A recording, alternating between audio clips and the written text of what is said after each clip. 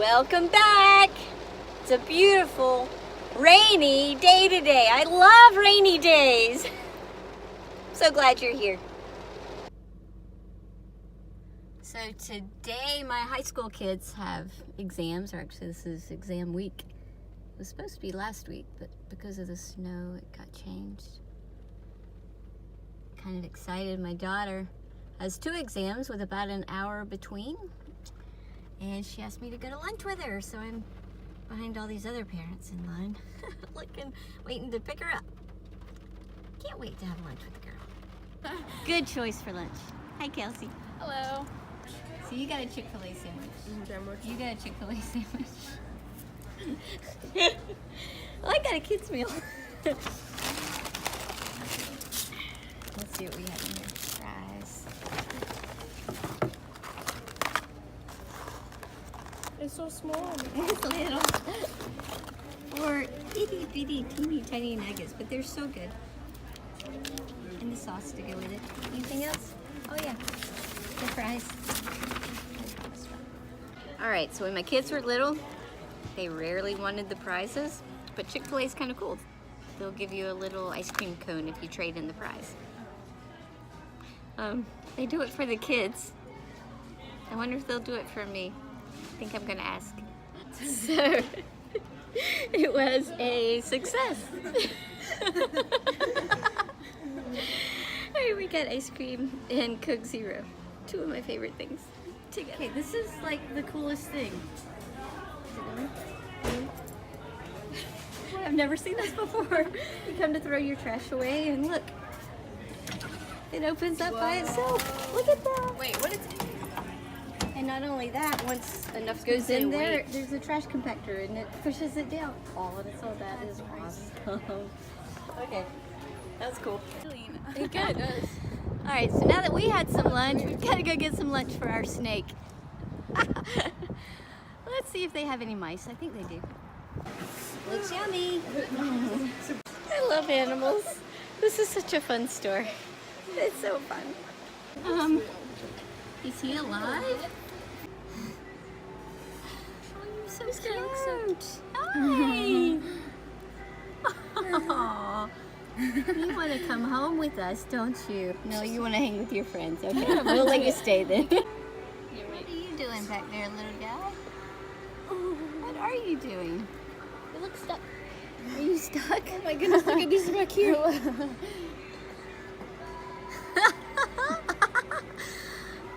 Oh, you're all so cute. Gerald, the chinchilla? Yes. Yeah, that's our name for him. What does that say on his castle? Schloss? Schloss. Schloss. Schloss. Normally you can't do this. You can pet him. You can't hold him, but you can pet him. Oh, he's so cute. All right, I've never petted a chinchilla Super. before. Now you know why they kill them. For their coats. They're so soft. Yeah. Oh, he's adorable. Usually you can't do this with them. They're How much so is hyper. he? 149. You're so worth it. He is worth it. What's his name? He doesn't have a name yet. You adopt him and you give him a Give him name. a name. Gerald. You like Gerald? Gerald. He's a Gerald. Bye. It was fun. Did good on your exam? There they go. Back to school. It was fun while it lasted.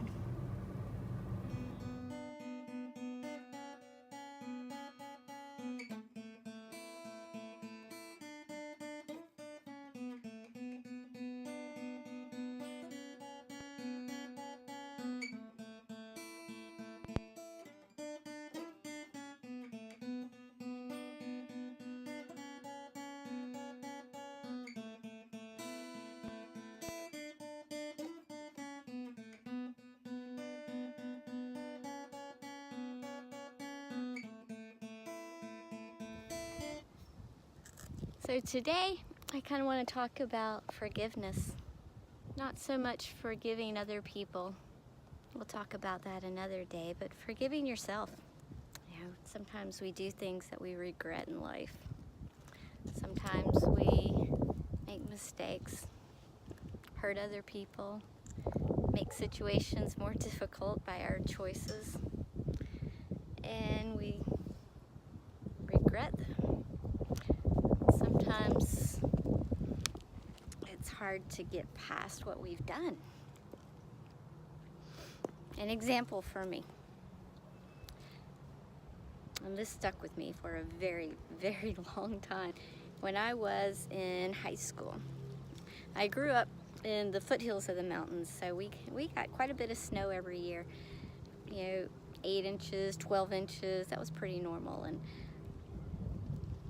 so one day it had snowed quite a bit and school was canceled, and a friend of mine said, "Come meet me." I said, "Okay." So it was a good little walk, maybe half a mile, probably a mile in the snow, and I was notorious for being late to things. And this one friend jokingly would always give me a hard time about being late, so I was determined this time to be on time. That was what was most important to me on that day. And I remember walking down to Main Street, and then I needed to cut through a side street to get to where we were meeting. And when I cut down that side street, there was a house, this little house, with this elderly man who was shoveling his driveway. And he made it all the way, he shoveled everything all the way up until maybe the last 5 feet or so. And that's when I walked by his house, and I just kind of waved hello, but I was booking to meet this friend on time, remember?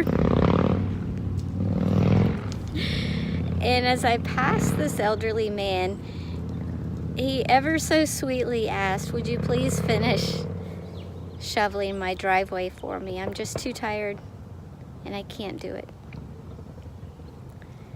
And to this day, I regret that I said, "No, I'm meeting somebody and I can't be late." And I felt guilty for that, about that for years. I mean, years, probably 20 years past that. And that's not healthy, because we all do things that we wish that we wouldn't have done, or that we had done differently. And sometimes we can go back and say we're sorry. Sometimes we can go back and fix things, and if we can, we should. But what about those times that we just can't?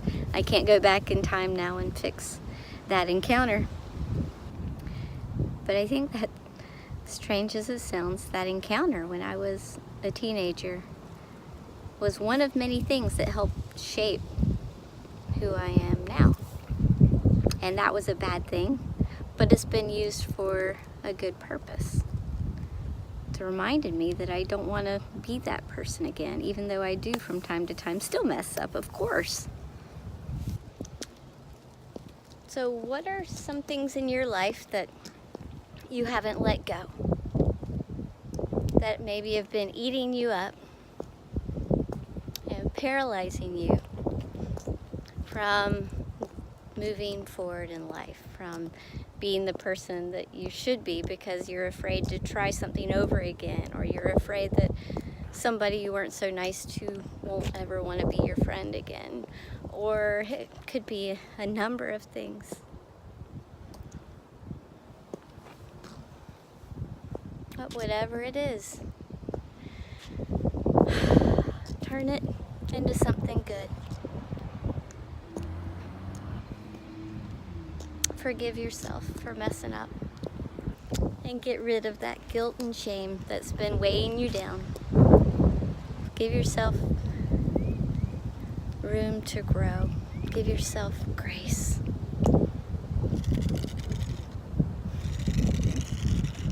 Remind yourself that you're not perfect, and that's okay.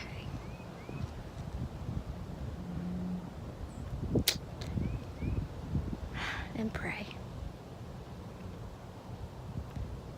God will help you. He'll help you make the right decisions. He'll help restore your relationships. He's there.